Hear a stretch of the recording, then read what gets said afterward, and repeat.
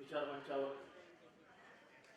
मंचावर बसलेले तुम्हा सर्वांचे नेते भाग्य विधाते श्री शरद पवार साहेब, राष्ट्रवादी काँग्रेसचे अध्यक्ष श्री सुनील तटकरे साहेब आणि अनेक वर्षांचे जुने मित्र आणि विद्यार्थी काँग्रेसचे महाराष्ट्राचे माजी अध्यक्ष तसेच सत्ताचे शहराचे तुमचे अध्यक्ष रंजनभाऊ ठाकरे, रवींद्र नाना पगार, हेमंतराव टकले, जयंतराव जाधव, उपस्थित सर्व मान्यवर आणि मोठ्या संख्येने आलेल्या माझ्या बंधू-भगिनी साहेब, आता येता येता मी जस्ट ट्विटर चालवत होतो आणि ट्विटरवर बातमी आली की मध्य प्रदेशमध्ये 2000च्या नोटा सापडल्या आणि त्या नोटांवरती गांधीजींचा फोटोच नाही.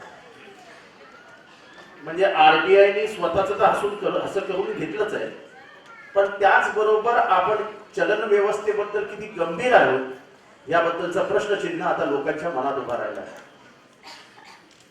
नोटांचा रंग गेला तर नोटा खऱ्या आहेत असे म्हणणारे जर आमचे फायनान्स सेक्रेटरी असतील तर याच्या पुढे पॅन्टच्या खिशात राहिलेल्या नोटेबद्दल चिंता करू नका, रंग गेला तरी बदलून देशील अशी व्यवस्था आता या शासनाने केल्या. पॅन्टात नोटा ठेवायला हरकत नाही. पण एकंदरीत नाशिक शहर ही औद्योगिक नगरी आहे, ती दोन्ही बाजूची आहे. म्हणजे एकीकडे सिडकोच्या परिसरामध्ये असलेला आमचा क्रॉम्प्टन ग्रुपचा उद्योग असो, गरवारे फिल्मचा उद्योजक असो, छोट्या मोठ्या स्मॉल स्केल इंडस्ट्रीज असो, पण गेल्या 35-40 वर्षामध्ये नाशिकची झालेली औद्योगिक प्रगती आणि त्याला शेतीचा मिळणारा आधार म्हणजे कसमाबेट, सिन्नर या परिसरात आलेले आमचे शेतकरी बांधव एकीकडे शेतीतलं उत्पन्न घेत आहेत आणि दुसरीकडे सिडकोमध्ये कामालाही जात आहेत. असं दुहेरी माध्यमातून चालणारं आमचं हे शहर आता मात्र घटांगाळ्या खाताना दिसतं. आज या ठिकाणी जमलेल्या सगळ्यांना एक प्रश्न विचारू इच्छितोय, खास करून आमच्या महिला भगिनींना प्रश्न विचारू इच्छितो. मोठ्या संख्येने माझ्या भगिनी आलेल्या आहेत. माझं मूळ जन्मगाव नाशिक आहे, सिव्हिल हॉस्पिटल मधला माझा जन्म आहे. माझ्या आईला आयुष्यात बँक माहित नव्हती, आयुष्यात कधी मी बँकेत पैसे ठेवले नाही, आयुष्यात कधी मी पर्स हातात पकडली नाही. माझ्या आईची बँक होती डब्बा आणि तिची पर्स होती तिची ब्लाउजचा एक कोपरा, नाशिकचीच होती. मला अजून तुम्हाला सगळ्या महिला भगिनींना, माझ्या आया बहिणींना विचारायचं आहे, तांदळाच्या डब्यात, गव्हाच्या डब्यामध्ये तुमची पैसे ठेवायची सवय होती का नव्हती? होती का नव्हती? मला फक्त जोरात सांगा, होती का नव्हती? मग आता मोदी साहेबांनी जेव्हा हे सगळे पैसे काळे आहेत असं सांगितलं तेव्हा तुमच्या मनाला वाईट नाही वाटलं की ज्या महिलांनी आपल्या काबाड कष्टातनं घर संसार चालवत असताना पैसे बाजूला काढून प्रसंगी स्वतःच्या पोटाला चिंता देऊन, पण माझा नवरा आजारी पडला, पुराची फी बाकी राहिली, माझी बहीण आजारी पडली, माझा बाप माहेरी आजारी पडला, तर या डब्यातला पैसा मी त्याला पाठवू शकेन. ह्या मोठ्या त्यागातनं निर्माण केलेली तिची स्वतःची बँक मोदी साहेबांनी उद्ध्वस्त करून टाकली. माझी आई, माझी मावशी, माझी आत्या चोर आहे, ती ब्लॅक मनीवाली आहे. म्हणजे ज्यांना या देशाची अर्थव्यवस्था, त्यांना या देशाची संस्कृतीच कळली नाही, त्यांनी तुम्हाला मला सगळ्यांना चोर चोर महिला तर सोडल्या. मी महिलांबद्दल बोललो. आज सकाळची इंडियन एक्सप्रेसची बातमी आहे की 98% पैसा बँकेतला आता ब्लॅक मनीचा जो लोकांच्या घरातला पैसा होता असं जे मोदी साहेबांचं म्हणणं होतं, 100% चलनात म्हणजे 15 लाख जर चलन आपण धरलं, 15 लाख कोटी चलन जर आपण धरलं तर 98% पैसा परत बँकेत आलेला आहे. म्हणजे राहिला फक्त 2% म्हणजे 30 लाख 30,000 कोटी रुपये. मग ब्लॅक पैसा आहे कोणाकडे? तुम्ही जेव्हा 8 नोव्हेंबरला पहिलं भाषण केलं मोदी साहेब, मी लोक तुम्हाला आठवून देऊ इच्छितो, तेव्हा पहिल्यांदा त्यांनी नेहमीच्या पद्धतीने पाकिस्तानवर हल्ला केला आणि म्हणाले की काळा पैशाचं स्तोत्र हे पाकिस्तानात नाही, अतिरेक्यांना काळा पैसा मिळतो आणि त्याच्यातनं इथला दहशतवाद करतो, मला हा संपवायचा आहे. जेव्हा त्यांना आरबीआयने सांगितलं की ह्या ज्या काउंटरफिट म्हणजे खोट्या नोटा आहेत त्या फक्त 400 कोटी आहेत, 1500 कोटीतल्या 400 कोटी म्हणजे 0.00% पण नाही आहेत, तेव्हा त्यांनी 13 तारखेला गोल शिफ्ट केला आणि म्हणाले आता हल्ला ब्लॅक मनीवर करायचा आहे. त्यांच्यानंतर 8 दिवसांनी लक्षात आलं की ब्लॅक मनी पण तेवढा म्हणावा तेवढा नाही, कारण का ब्लॅक मनी कुठलाही धंदा असेल ब्लॅक मनी घरात ठेवत नाही. तो गंगापूरच्या जवळ शेती घेतो, तो मालेगावच्या जवळ, दिंडोरीच्या जवळ द्राक्षाची बाग घेतो, सोनं घेतो, डायमंड घेतो आणि आपला काळा पैसा त्याच्यात गुंतवतो. कुठलाही धंदा शेठ घरात पैसे ठेवत नाही. ते लक्षात आलं. मग म्हणाले कॅशलेस इकॉनॉमी. आता तुम्ही मला सांगा की त्र्यंबकेश्वरच्या जवळ असो, एटी पवारांच्या गावाच्या जवळ असो, जिथे आज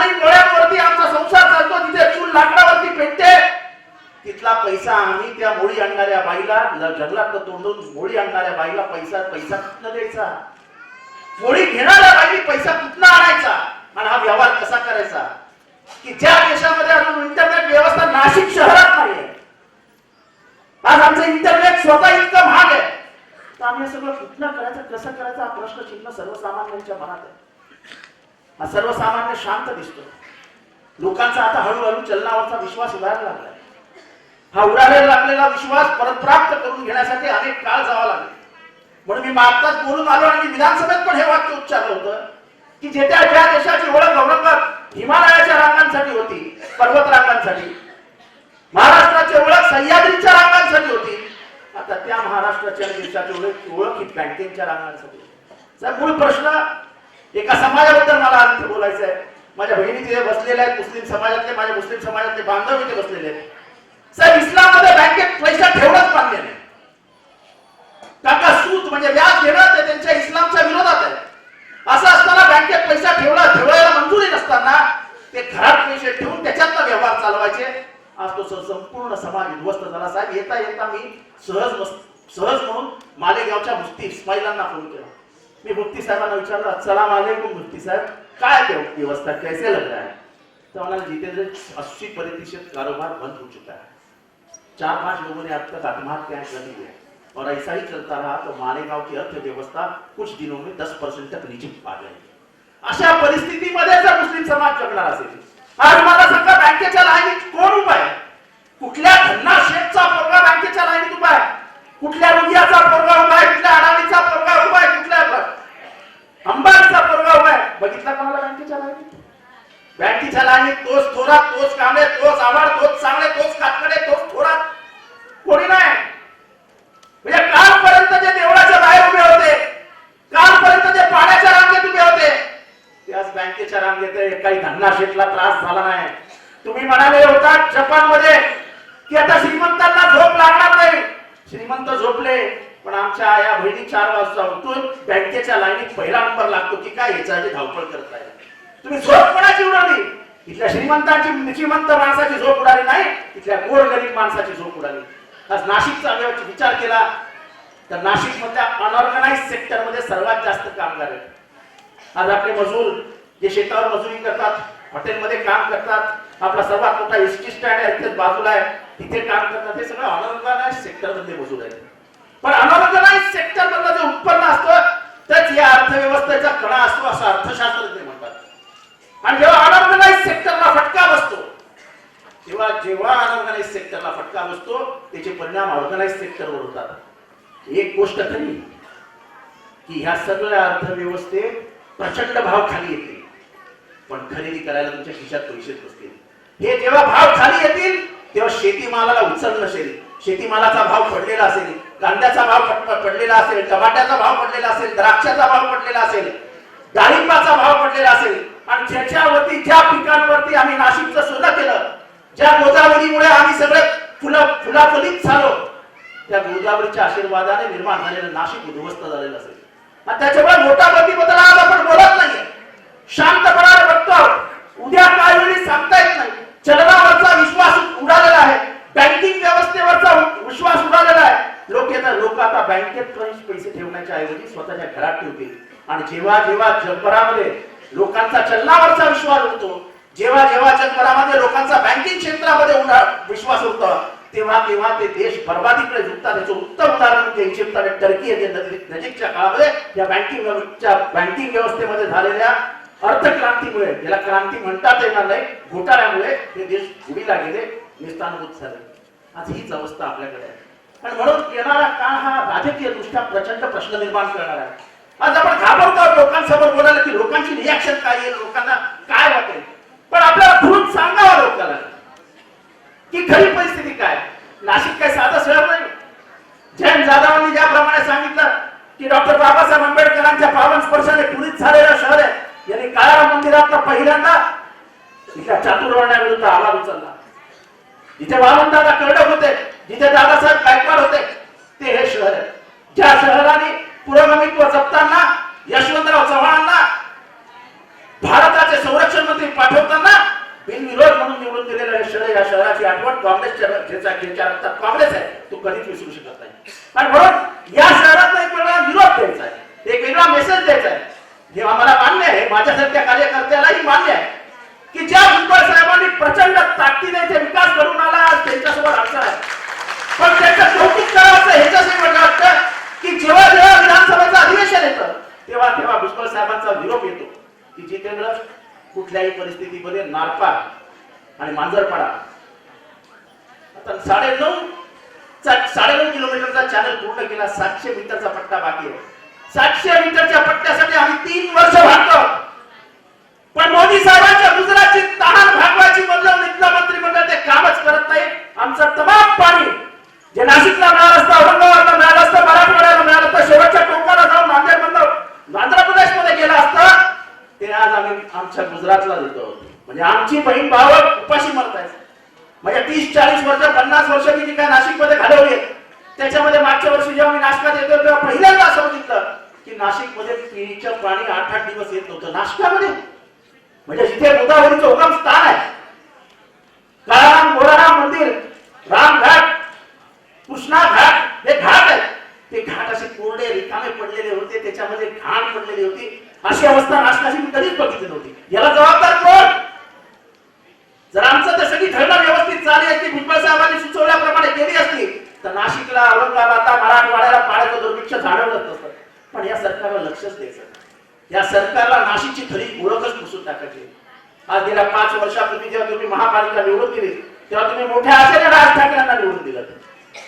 विकास घडवतील आम्हालाही वाटलं होतं, नवीन स्वप्न दाखवतात, विकास देतील, अमुक करतील, तबिक करतील. गोदाकाठ डेव्हलप झाला, फक्त ब्लूप्रिंट. मला वाटतं त्यांची शाही कधी आलीच नाही आणि शाही कधी उमटलीच नाही. दुसरीकडे शिवसेनेचे नेते आज इथे, उद्या इथे, परवा तिथे, त्यांचं पुढंच एखादे आलं. दुसऱ्या पक्षांबद्दल मला बोलायचं नाही. आपल्यातही थोडीशी अस्वस्थता आहे. पण रंजन, या जिल्ह्याने, या शहराने एक काळ असा होता की साहेबांची पूजा केली आहे. मी फक्त श्रद्धा म्हणत नाही, पूजा केली आहे.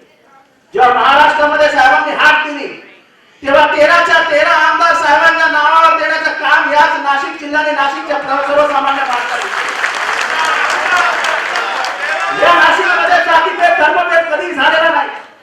मग तिथे मालेगावमध्ये विहारामध्ये असो, सिन्नरमध्ये आमचे दिगोळे साहेब असो, निफाडमध्ये बालाजीराव डोंगर असो, पण इथला मराठा असो, ओबीसी असो, इथला दलित असो, यांनी कायम साहेबांच्या नावावरती विश्वास टाकून पुरोगामी महाराष्ट्र जपण्यासाठी साहेबांच्या मागे ताकद उभी केली पाहिजे, हीच भूमिका घेतलेली आहे आणि हीच भूमिका नाशिकला पुढे घ्यावी लागेल. मी आज ओबीसी आहे, मी आज वंजारी समाज जन्माला आलेलो आहे, मला अभिमान आहे वंजारी. पण साहेबांनी घडवलं, कोणाला घडवलं? साहेबांनी माझ्या बापाची ओळख नाही, माझ्या आईची ओळख नाही. माझ्या इथे वंजारी बांधव बसले, सिन्नरची माझी माणसं बसले. माझा बाप कोण होता हे पण साहेबांना नसेल माहित. माझी आई काही मुलं राजघराण्याची नव्हती. पण आज जो जितेंद्र आव्हाड तुमच्या इतक्या ताकदीने तुमच्या समोर विचारांची बोली बोलतोय, एवढ्या ताकदीने महाराष्ट्रा समोर कधी कधी जात असतो, त्याचं कारण एकच की या वंजाऱ्याला, या ओबीसीला जर घडवला असेल कोणी तर तो माननीय शरद पवार साहेबांनी घडवला. त्यामुळे हे जे नवीन वातावरण तयार केलं जात आहे, जातीद्वेष, धर्मद्वेष, हे एक राजकीय पक्ष स्वतःच्या फायद्यासाठी करतो हे मी तुम्हाला जाणीवपूर्वक सांगतोय. नाशिकमध्ये गेल्या 4-5 महिन्यामध्ये जे काय वातावरण तयार झालं हे राजकीय दृष्ट्या सोडून द्या. पण ज्या शहराने पुरोगामित्व जपलं, ज्या शहराने डॉक्टर बाबासाहेब आंबेडकरांना चातुर्वर्ण्याविरुद्ध लढण्याची ताकद दिली, ज्या शहराने दादासाहेब गायकवाड घडवले, ज्या शहराने यशवंतराव चव्हाणांना, जवाहरलाल नेहरूंना मदत करण्यासाठी हिमालयाकडे बघा आणि सह्याची ताकद हिमालयाला मदतीसाठी थांबून जा असं सांगण्याचं काम ज्या नाशकाने केलं, त्या नाशकामध्ये अशा विचारांना थारा देता कामा नये हे आवर्जून सांगण्यासाठी आज मी तुमच्या समोर बोलतोय. आणि म्हणून जे काय झालं ते झालं, पण एक लक्षात ठेवा की तुम्हाला बोलावं लागेल, कार्यकर्ते म्हणून लोकांसमोर जावं लागेल. हा देश, या देशामध्ये जनतेला गृहीत ठरलं की जनता क्रांती घडवून आणते, हा या देशाचा इतिहास आहे. या इतिहासाला पुसता कामा नये. आज लोक शांत आहे, प्रचंड दहशत आहे लोकांच्या मनात, उद्या काय घडेल सांगता येत नाही. म्हणजे 31च्या रात्री जेव्हा ते भाषण करणार होते तेव्हा लोकांनी दारूचा सठा जमवून ठेवला होता की दारू द्यावी लागते की काय, रात्री भाषण संपल्याचा पहिला दिवस आहे. आनंदाने घालवायचा की तो दुःखाचा दिवस म्हणून साजरा करायचा, हा प्रश्नचिन्ह लोकांच्या मनात होता. पण त्यांचं भाषण त्या दिवशीचं पुढलं काही खास झालं नाही. म्हणजे कुठलेही वाक्य त्यांचे नेहमीचे मित्र भाईवार बहनो हे कुठलंही वाक्य त्यांनी उच्चारलं नाही, भाषणच त्यांचं केलं. पण या व्यवस्थेमुळे जो संभ्रम निर्माण झालाय तो तुम्हाला लोकांसमोर न्यायचा आहे. तुम्हाला आठवत असेल 1975चा काळ जेव्हा इमर्जन्सी लागली, 75 ते 77 इमर्जन्सी लागली. मी फक्त वाचक होतो. माझं वय तेव्हा 13 वर्षाचं होतं, 12-13 वर्षाचं असेल. आणि विनोबा भावेंनी पहिलं पत्रक काढलं वर्ध्यावर की अनुशासन पर्व आहे, भ्रष्टाचार कमी झालाय, शिस्त लागली आहे, देश एका वेगळ्या मार्गावर चालू आहे. हळूहळू दडपशाही वाढायला लागली. आणि ही दडपशाही हे वातावरण जेव्हा लोकांच्या लक्षात आलं, लोकांनी रिॲक्शन दिलेले, लोक शांत बसत राहिले. पण जेव्हा बाबासाहेब आंबेडकरांच्या संविधानाने दिलेला मतदानाचा अधिकार बजावण्याची वेळ आली 1977 साली, तेव्हा याच नाशिकच्या लोकांनी, याच ठाण्याच्या लोकांनी, याच मुंबईच्या लोकांनी काँग्रेसचा दारुण पराभव केला. आणि म्हणजे जिनी महात्मा गांधींच्या मांडीवर बसली होती, ज्या इंदिराजी जवाहरलाल नेहरूंची पोरगी म्हणून ज्यांची ओळख होती, ज्यांचा अख्खं खानदान पारतंत्र्यामध्ये ब्रिटिशांशी लढता पुढे आलं, अशा इंदिरा गांधींचा पार्श्वभूमी असताना, इतिहास असताना तुमची दडपशाही, तुमची एक अधिकारशाही, तुमची डिक्टेटरशिप आम्ही चालू देणार नाही म्हणून या सर्वसामान्य माणसाने इंदिराजींचा पराभव केला. हा या देशाचा इतिहास आहे. जर इंदिराजींचा पराभव होऊ शकतो तर या देशात कोणाचाही पराभव होऊ शकतो. फक्त एकच गमक आहे की या इथल्या गरीब माणसाला कधी गृहीत धरू नका, त्याच्या मनातली पोटातली आग पेटू नका. आज त्याच्या पोटात आग पेटलेली आहे, त्याचं पोरग उपाशी झोपतंय, त्याच्या पोरीचं लग्न पडलंय, त्याच्या आईला औषध द्यायला त्याच्याकडे पैसे नाही, त्याची माय आजारी पडली तरी तो काही करू शकत नाही, बायकोला आपली स्वारी लुगडी घेऊ शकत नाही, घरात भाजी नाही. अशा व्यवस्थेमध्ये समाज शांत बसतो. म्हणून तो तुमच्या प्रेमात असं समजू नको. ज्या दिवशी त्याच्यातल्या पेटातली आग तोंडात येईल त्या दिवशी तो क्रांती करेल. एवढंच या क्रांतिकारी शहरात बोलतो. राष्ट्रवादी काँग्रेसची ताकद परत एकदा मजबूत करा, परत एकदा एकीने उभे राहू. जात पात धर्म गट हे सगळं विसरूया. आपण सगळे शरद पवार साहेबांची लेकरं आहोत, त्यांच्या विचारांचे लेकरं आहोत. तेच आपला मेळा घेऊन पुढे जाऊया. परत एकदा नाशकात एक नवीन पिढी, एक नवीन फळी उभी करूया. महानगरपालिका पूर्ण ताकदीने लढूया, जिल्हा परिषद पूर्ण ताकदीने लढूया. एवढंच या ठिकाणी बोलतो. जय हिंद, जय महाराष्ट्र, जय हिंद.